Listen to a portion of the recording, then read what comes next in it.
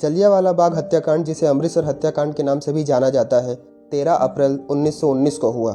रविवार 13 अप्रैल 1919 को बैसाखी के पारंपरिक त्यौहार के दिन स्थानीय पुलिस ने जलियांवाला बाग में आयोजित होने वाले एक बैठक के बारे में सूचना प्राप्त करी, जिससे जनरल डायर को यह अंदेशा हुआ कि एक बड़ा विद्रोह हो सकता है। डायर ने उस रात 8 बजे से कर्फ्यू लागू करके सभी बैठकों को प्रतिबंधित कर दिया। कर्फ्यू की सूचना व्यापक रूप से नहीं फैलाई गई और कई गांव वालों ने महत्वपूर्ण सिख व हिंदू त्यौहार बैसाखी के अवसर पर बाग में इकट्ठे होकर दो राष्ट्रीय नेताओं सत्यपाल व सैफुद्दीन किचलू की गिरफ्तारी और निर्वासन के विरोध में शांतिपूर्ण विरोध प्रदर्शन किए।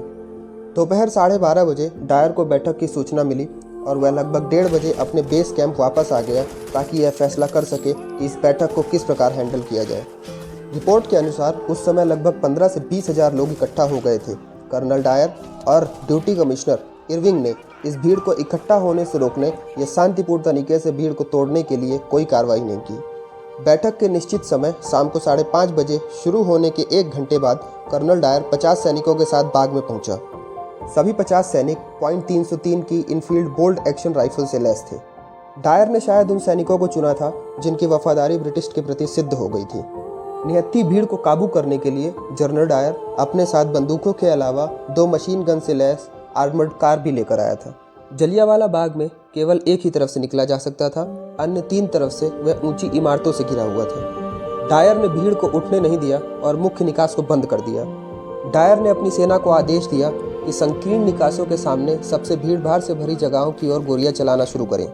जहां हलचल मची हुई भीड़ बाग से निकलने की कोशिश कर रही थी। लगभग 10 मिनट लगातार गोलियां चलती रहीं जब तक सभी सैनिकों की गोलियां खत्म नहीं हो गई। डायर की पार्टी ने 2000 से अधिक गोलियां चलाईं।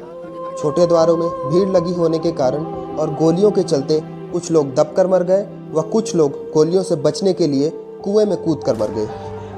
आज़ादी के बाद स्थापित एक रिपोर्ट बताती है कि कुएं में लगभग 150 से 200 शव निकाले गए थे। डायर ने हत्याकांड के बाद कर्फ्यू का समय और बढ़ा दिया, जिससे घायलों की मदद न की जा सके व कुएं में गिरे हुए लोगों को निकाला न जा सके, जिससे रात भर में लगभग सभी घायलों ने अपना दम तोड़ दिया।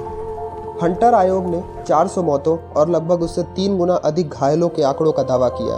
यह अनुमान हकीकत से कम था और आज़ादी के बाद की एक रिपोर्ट मौत के आंकड़े को 1500 से अधिक का बताती है। ब्रिटिश सरकार ने हत्याकांड की जानकारी छिपाने का प्रयास किया, लेकिन खबर भारत में फैली और इससे विस्तृत आक्रोश हुआ।